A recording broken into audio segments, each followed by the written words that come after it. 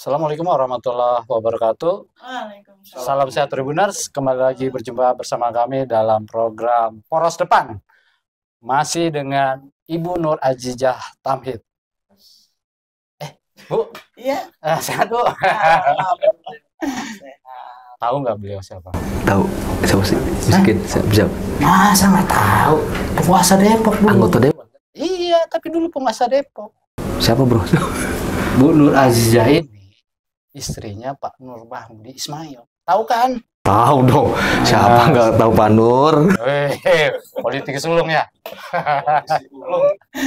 Presiden PK kan ketika itu ya? Iya. Partai Keadilan. Presiden Partai Keadilan.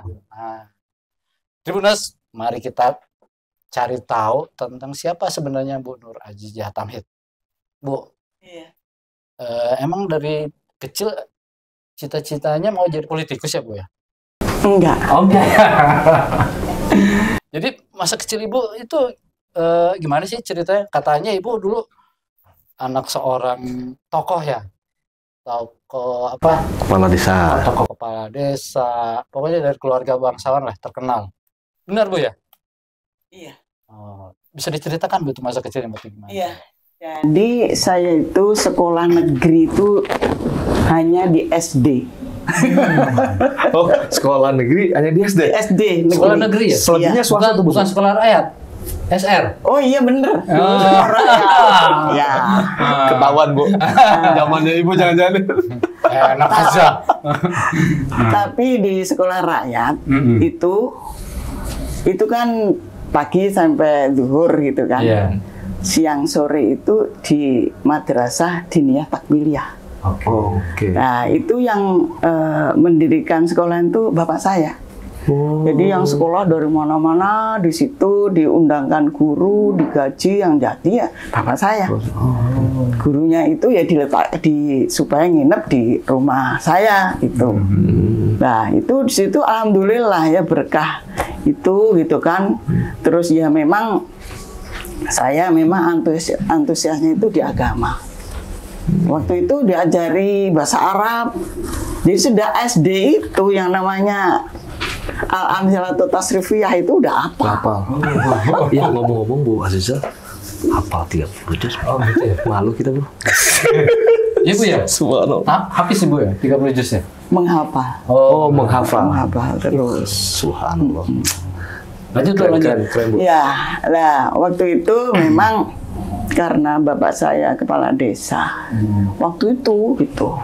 Dan kan ajaran agama itu Pak guru itu menyampaikan itu ya sesuai adanya itu gitu kan. Terus ternyata kalau perempuan itu auratnya seluruh badan itu aurat kecuali ini. Saya yang langsung melihat masyarakat zaman dulu apalagi itu wah, ya kayak gini semuanya nggak sesuai dengan syariat Allah dong. Gimana saya cara merubahnya gitu kan? Akhirnya terpikir kalau saya ngomong langsung, saya anak kecil nggak mungkin didengar. Kayaknya harus saya lebih mendalami agama lagi, kemudian supaya bisa menyampaikan ke orang-orang itu percaya. Akhirnya kecenderungan saya ke pesantren. Gitu, mendalami agama lagi. Karena melihat situasi lingkungan di masyarakat ya Bu ya. Ya enggak Itu kan bapaknya. Bapaknya juga agama kan. Tokoh juga sih, kepala desa juga. Siapa yang berani sama Bu Nur? Kita juga susah juga. Takut. Kepala desa, Bro. Iya, nggak berani kita. Lanjut Bu. Ya, jadi setelah itu ya kemudian sedikit di perguruan NU dulu itu ada pergunu di Blitar itu berapa itu nggak lama kemudian pindah ke Seblak Jombang. Lah di pesantren Seblak itu sanawiyah, aliyah, kemudian saya kuliah di Universitas Hasyim Asy'ari. Jadi pesantren Seblak Jombang itu yang mendirikan adalah anaknya Yai Hasyim yang pertama. Ya, Nyai Khairi Hasyim, suaminya adalah Yai Maksum Ali. Nah, termasuk yang ngarang Al-Amthal Tasrah itu Yai Maksum Ali itu. Oh, ya Maksum Ali. Di situ lah itu kuat sekali pelajaran bahasa Arabnya itu kokoh banget. Jadi saya mantep pokoknya cocok lah di situ. Ya, terbukti menghafal 30 juz ya. Nah, terus sampai kuliah juga di situ. Terus kuliah jurusan Syari itu di Fakultas Tarbiyah waktu itu. S1 ya? Ya, nggak sampai S1. Oh, nggak sampai. BA. Oh, BA. Jadi titel saya kan BA tuh. Iya. BA Saya tuh pakai aja. Bachelor of Art ya? Tapi istilahnya itu kalau sekarang D4 kali ya. Oh, Nah, alhamdulillah di situ kok ada orang datang dari IIKI memperkenalkan diri. Wah, tertarik juga nih di IIKI. Terus akhirnya saya nyoba masuk IIKI. Nah, IIKI itu terus nempuh S1 dan S2 gitu. 1, S2. Udah S3-nya, Bu? Enggak. Oh, enggak. Enggak. Jadi kalau S3 ngalahin Pak Nur lagi. S1. Jadi S1 itu melengkapi doang dari BA itu dilengkapi. Terus S1 kemudian lanjut S2 ya di IIKI itu gitu. Nah, setelah proses pendidikan itu ngajar berarti karena sesuai dengan Iya. Jadi alhamdulillah sejak di pesantren Seblak Jombang itu saya dipercaya sama bunyai saya. Jadi kalau kuliah itu kan habis zuhur. Pagi itu supaya ngajar dulu. Anak sanawiyah, anak persiapan sanawiyah. Waktu itu saya ngajarnya ya bahasa Arab, kemudian fikih, terus hadis gitu. Itu memang bunyai menghendaki itu. Ya alhamdulillah begitu. Jadi setelah lulus mengajar, ya sambil ngajar. Ketemu Pak Nur. Sudah nikah tuh, Bu? Belum. Belum. Masih jauh itu. Kuliah. Masih di pesantren Jombang sana sambil ngajar itu. Ngajar, kuliah, ngajar, pengabdian dulu ya, Bu ya. Di situ. Lalu setelah itu ke IIKI selesai ngajar juga di IIKI. Oh, ngajar juga. Jombang juga. Enggak. Di Ciputat. Ciputat ya. Ngajar apa tuh, Bu? Dosen apa? Saya ngajarnya tahfidz sama bahasa Arab kalau nggak salah. Di situ. Nah, di situ kemudian sambil mengelola pesantren Miftahul Ulum di Gandaria Selatan. Itu punya siapa, Bu? Punya Ustadzah Umamah. Lah, Ustadzah Umamah ini punya saudara ini teman saya waktu di pesantren Jombang. Terus di situ kayak perlu ada yang bisa menemani mengelola pesantren itu Miftahul Ulum. Kemudian saya dipanggil, diajak lah ketemu Ustadzah Umamah itu. Kemudian, oh iya, terus saya pamit ke IIKI untuk keluar dari asrama sama Bu asrama. Ya nggak apa-apa, sono gitu. Ya udah, sambil mengelola, sambil ngajar. Sambil ngelola berapa tahun tuh, Bu? Lama juga. Lama juga ya. Sampai ketemu Pak Nur kali ya, jangan-jangan. Iya, jangan-jangan ya. Jangan ya. Iya, jadi ceritanya ketemu Pak Nur tuh setelah apa? Maksudnya masih dalam jadi dosen itu ngajar apa setelah nggak jadi dosen ketemu Pak Nur? Jadi kisahnya kalau Pak Nur itu kan temen anaknya Pak Rektor IIKI. Gitu. Ibu bisa aja. Malah Iya. Aduh, saya juga maaf. Temennya anaknya Pak Rektor ya. Oke. Terus. Ya takdirnya gitu. Oh, dikenalin ya, Bu? Kenalin. Oh, ini ada anak temannya Pak Rektor namanya Pak Nur gitu. Lupa lah dulu gimana prosesnya. Yang jelas di IPB itu berteman dengan anaknya Pak Rektor. Terus waktu itu Pak Nur juga ngajar di IIKI, diminta sama anak Pak Rektor. Cinlok di IPB, Bro. Waduh, Ternyata baru terungkap nih. Rahasianya kebongkar nih sekarang. Ternyata ketemunya di IPB ya. Sama-sama Oke. ngajar ya. Setelah itu Enggak, menikah ya? Saya ngajar di IKI, Pak Nur juga ngajar di IKI. Oh, Gitu. alumni IPB ngajar di IKI. Iya, gitu. Iya, iya. Jin, lo gimana sih lo? Iya, cilok. Saya pikir ketemu di IPB juga. Oke, setelah itu nikah. Iya, nikah. Terus saya di Miftahul Ulum itu sama Pak Nur. Punya anak satu kan, Iya. Ahmad itu. Itu lahir di Jakarta, saya urus di Miftahul Ulum situ. Oh, Jadi Bang Ahmad Sian di Jakarta lahirnya. Oh, kirain iya. lahir di Kirain Amerika. di Amerika ya. Iya. Yang kedua, Karena saya sekolahnya di ya. Amerika. Oh, ya yang Pak Nur. Jadi Ibu nikah dengan Pak Nur langsung Pak Nur S2-nya di Amerika ikut apa gimana Ibu? Di Amerika hampir setahun. Oh, Ibu baru ikut? saya nyusul. Oh, Pak Sudah Nur ada setahun. Ahmad. Iya. Oh, baru Ibu nyusul Iya. juga. Oke. Sana. Jadi seru juga ya. Seru juga ya. Perjalanan ke Amerika lama juga ya, Bu? Lama Di juga ya? Amerika 5 tahun. Mantap. Oh, Udah bisa bahasa sos. Enggak. Oh, saya juga sama. Ibu jago bahasa Arab. Oh, iya. Kalau Pak Nur ya mungkin lah. Iya, iya. Ya, jadi kalau di Amerika itu kan ada apa namanya di masjidnya itu. Di situ kumpulan orang Arab, orang Inggris, orang India, orang Pakistan, apa-apa gitu. Lah di situ kan ada ininya program pengajian, ada program yang pengajian bahasa Arab dan bahasa Inggris. Lah saya ikut yang bahasa Arab. Sekalian ngajar juga nih ibunya. Oke. Menarik nih. Menarik.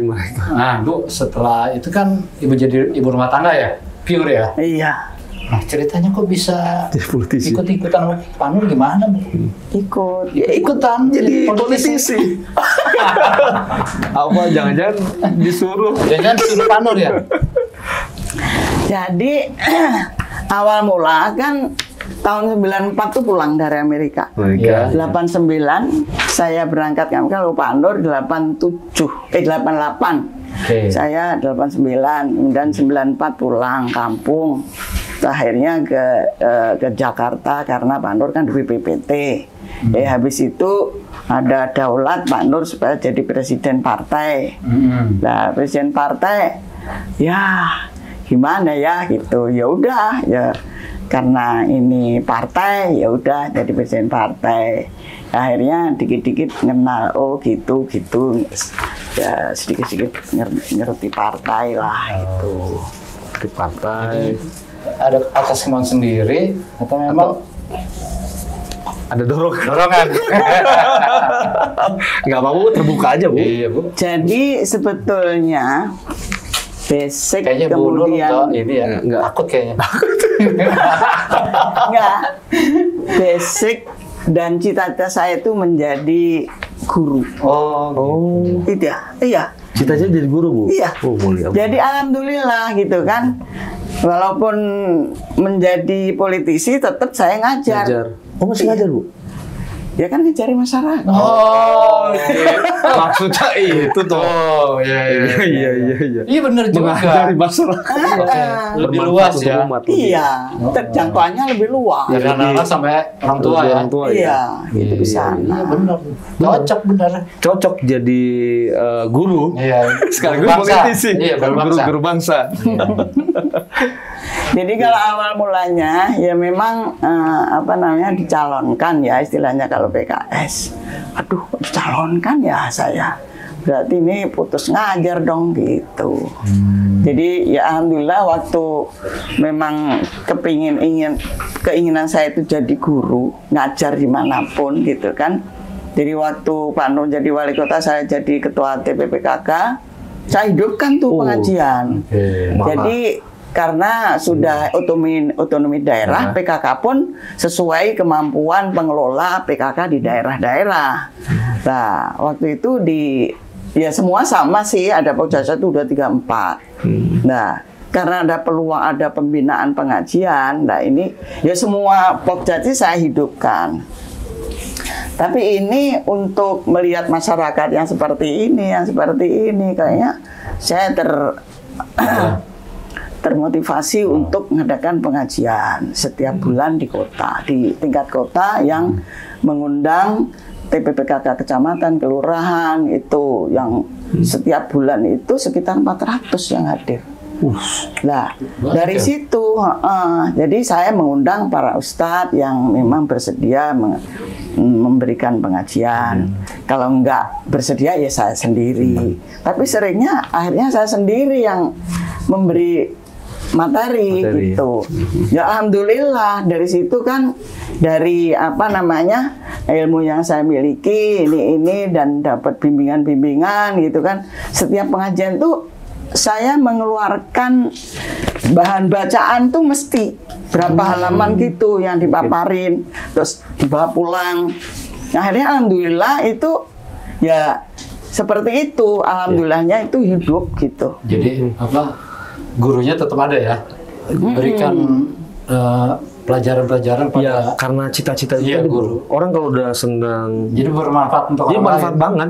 Jadi sekalian gitu loh, Iya. sekalian mengeksplorasi pemikirannya kan, memberikan ilmunya, membuat orang menjadi tahu. Jadi Bukan tempe ya? tidak tahu, tidak jadi tahu, ya bukan tempe. Iya, kan? Jangan tempe bro. Ibu, setelah menjadi politisi ini, apa yang Ibu telah kerjakan? Mungkin yang paling paling menguras energi gitu yang telah Ibu lakukan Dan berhasil lagi. berhasil gitu. Aku pasti ada rasa kepuasan tersendiri Bu. Jadi seorang politisi kan. Iya. Ini golkan apa? Jadi ya kalau di masalah politisi di PRRI itu kan fungsinya perundang-undangan, penganggaran, pengawasan, advokasi. Nah otomatis ini ya tentu kalau saya ya karena saya di PKS ya itu tentu mengikuti dinamika di fraksi gitu kan. Seperti undang-undangan, ada undang-undang yang memang PKS itu nggak setuju karena PKS itu kan punya visi misi yang luar biasa. Jadi dari ada ART ya ada, kemudian dari RPJMN visinya juga ada, fraksi juga ada. Itu sering saya sampaikan. Jadi saya mengenalkan PKS itu dari visi misinya itu supaya orang itu ada idealisme ini nih politik gagasannya itu seperti ini gitu. Lebih Apa yang Ibu kira-kira setelah menyampaikan politik gagasan, berjuang untuk rakyat, apa yang sudah Ibu persembahkan? Jadi ya memang kalau untuk di PRRI itu memang nggak ada uang istilahnya uang apa ya lupa namanya. Apa? Uang yang dibahas setiap anggota itu apa namanya? Aspirasi. Ya kalau anggota Dewan DPRD provinsi kan ada dana aspirasi. Dana aspirasi.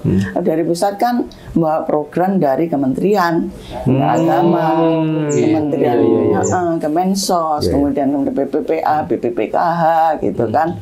Nah itu alhamdulillah saya itu bisa memanfaatkan itu. Seperti rumah tidak layak huni. Itu tuh tahun 2022. Tahun 2022 itu 2021 itu 100 unit. 100 unit bagi dua di Depok atau Bekasi. Depok Bekasi. Tahun 2002 itu 200 bagi dua. Tahun 2003 ini mengecil karena ada masalah keuangan Kemensos, kemudian cuma 50. Depok Bekasi, alhamdulillah itu udah ini semua udah beres. Kemudian ada tambahan nih dari Bu Mensos, ada 30 porsi yang kemarin ya sudah sedang dalam pengerjaan oleh teman-teman tim itu ya. Itu ke sana. Di 2024 itu ya? Iya, untuk akhir 2023 ini. Nah itu yang real itu situ. Juga termasuk kalau dulu ada bansos apa namanya sembako, kemudian macam-macam gitu kan. Kalau dari Kemenak itu, kalau dari Bimas Islam itu ya ada bantuan masjid, renovasi masjid gitu kan. Bantuan masjid 50 juta, bukan musola 25 juta gitu. Ada berapa unit yang kemudian mebeler, kemudian terkait apa ini kan lah untuk unit-unit penambahan ruang kelas baru gitu-gitu. Itu untuk Bekasi dan Depok. Ya, alhamdulillah itu lumayan gitu kan. Itu ya, menginisiasi dibangunnya MAN. Iya, jadi Depok ini kan kota yang paling minim negeri. MAN, MTSN, MIN. MTSN aja. Madrasah iya. lah ya, minim. Madrasah negeri itu cuma sanawiyah yang ada di Kalimulya. Iya, iya. Padahal di lain-lainnya itu banyak, Bekasi itu termasuk banyak. Kemudian orang Depok memang pengen banget punya madrasah aliyah negeri. Kemudian saya juga udah ngomong ke Pak Dirjen Pendisnya, kalau Depok itu pengen aliyah negeri, tapi memang persyaratan dari pusat itu yang penting disiapkan lahan nanti dibangun. Depok nggak memenuhi. Oh, kenapa nggak memenuhi, Bu? Nggak bisa beli tanah seluas yang diharapkan itu. Itu harus kolaborasi antara pemerintah kota dan Kemenak. Itu sampai sekarang belum ada. Kemudian akhirnya Dirjen Pendis ini menginginkan nanti itu di wilayah UII ini akan dibangun madrasah aliyah negeri, sanawiyah negeri, ibtidaiyah negeri. Itu komplek ya. Satu komplek di UII itu. UII situ. Itu inisiator siapa, Bu? Ibu atau dari Komisi 8? Saya. Oh, Ibu ya. Jadi asalnya saya pengen MAN, tapi Dirjen Pendis pengen Depok itu minim negeri, Pak. Terus akhirnya ya itu. Iya. Nah, akhirnya katanya udah ada anggaran, cuma yang sekarang menjadi masalah itu banyaknya bangunan liar. Bangunan liar yang sekitar itu. Iya. Kalau itu udah habis langsung dibangun katanya gitu. Jadi menunggu proses pembebasan lahan ya. Pembebasan lahan dulu, baru ya dibuat di situ ya. Ya kita doain mudah-mudahan. Kita biar cepat realisasi, Bu. Nah, satu lagi yang sangat menarik ini, saya itu kan semua karena sesuai dengan apa namanya visi PKS RPJMN ini menjadi Partai Islam Rahmatan lil Alamin yang kokoh dan terdepan dalam melayani rakyat dan negara kesatuan Republik Indonesia. Jadi gini-gini itu istilahnya dulu itu sosialisasi kebangsaan. Saya itu pergi ke komunitas Konghucu, komunitas Kristen, ya Islam ya tentu gitu. Lah saya menyampaikan visi ini itu orang Kristen Nias itu tertarik sekali dengan Partai Islam Rahmatan lil Alamin, itu ada videonya. Jadi bersyukur dengan kunjungan ini, ternyata bukan partai yang radikal, bukan ekstrim, bukan eksklusif dan sebagainya. Ternyata terdepan, kokoh, kemudian melayani rakyat. Dan akhirnya saya ke situ lagi, itu titip proposal untuk renovasi gereja. Terus proposal saya bawa ke kantor, kemudian ketemu Dirjen Bimas Kristen. Pak, ada proposal dari Gereja Nias Depok, Pak, diterima. Oh, tapi ini udah terrealisasi. Udah tahun udah direnovasi sekarang. Keren. Setelah renovasi saya udah pernah ke sana. Makan bareng di situ. Tapi belum jadi waktu itu, masih gitu-gitulah. Jadi kemudian udah dapatnya sih 25 juta cuma. Tapi untuk renovasi itu ya senengnya bukan main. Saya bisa nitip proposal dong. Kalau gitu kita dua MTLH. Alhamdulillah mereka itu bersyukur banget gitu. Dan sampai terucap tuh. Pokoknya tahun 2004 saya pengen mensukseskan Bu Nur. Keren. Terus Ahmad Sihan juga gitu. Ibu lanjut lagi dong berarti 2024. Memang dicalonkan lagi saya. Berarti yang kedua ya? Iya. Nah, setelah yang kedua apa Bu next ke depan, Bu? Yang kedua dulu dah. Yang kedua selesai nih ya kan? Ya insya Allah lah Bu. Rumah saya banyak bro. Selesai itu apa ada keinginan gitu kan? Keinginan apa? Meneruskan suaminya. Oh, iya. Meneruskan suami. Ada bu. Apa? Ada keinginan bu. Ya meneruskan suami, ya Pak Nur. Pak Nur kan menjadi wali kota. Oh, meneruskan jadi wali kota. Ya, nggak tahu nanti. Iya, gimana takdirnya Bu ya? Kira mau dijawab. Tribuners, ngomong-ngomong Bu Nur seperti sekarang ini itu ada sejarahnya loh.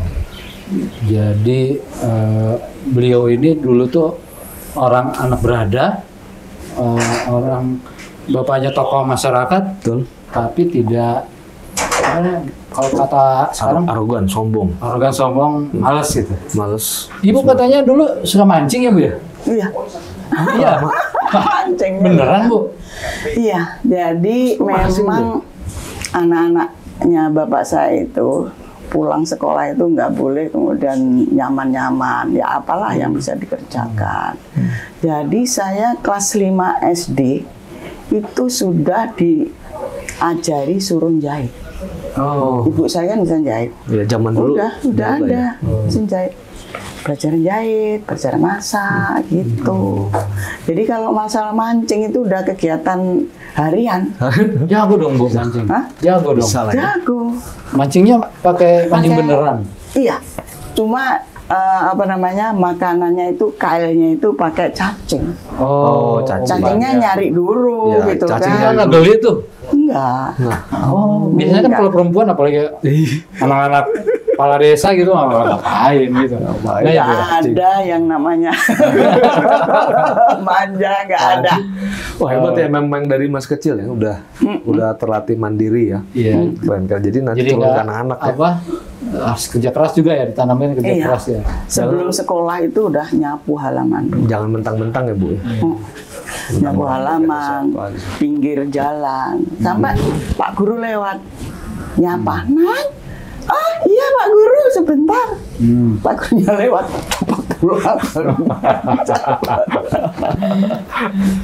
Oke.